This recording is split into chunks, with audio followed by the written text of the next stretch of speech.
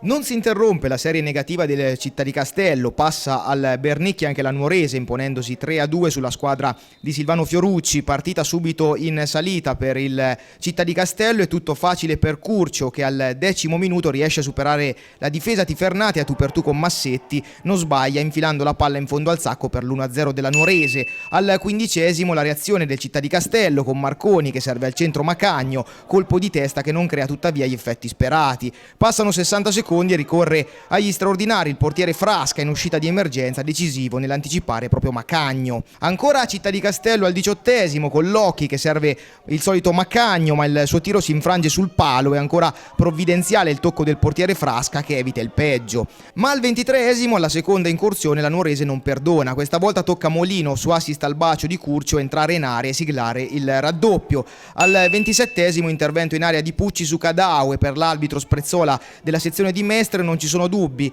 rigore dunque per la Nuorese, ammonizione per il difensore Tifernate. Dagli 11 metri Molino non sbaglia e realizza il tris per la formazione di Marco Mariotti. Al 36° Città di Castello in avanti con Cobon, ma si rifugia in angolo ancora una volta il portiere Frasca.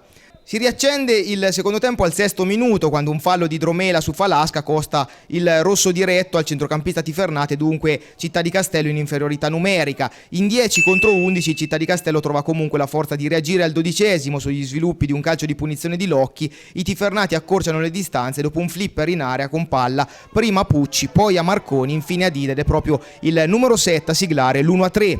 Finale poi incandescente con i padroni di casa che riescono a conquistare un calcio di rigore per un fallo di Cadau su Marconi. Dal dischetto si incarica Locchi che con un cucchiaio realizza il 2-3, ma non basta al Città di Castello, i 3 punti li conquista infatti la Nuorese.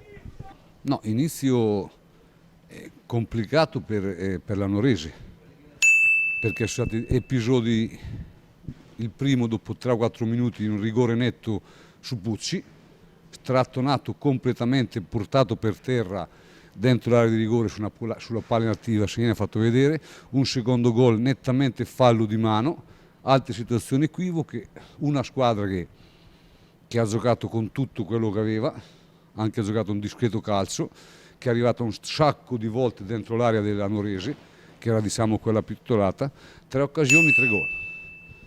Secondo tempo anche in 10, ne ha fatti 2, però ripeto, c'è poco da dire, probabilmente i vari Curcio, vari giocatori su questa categoria in certi momenti fanno la differenza.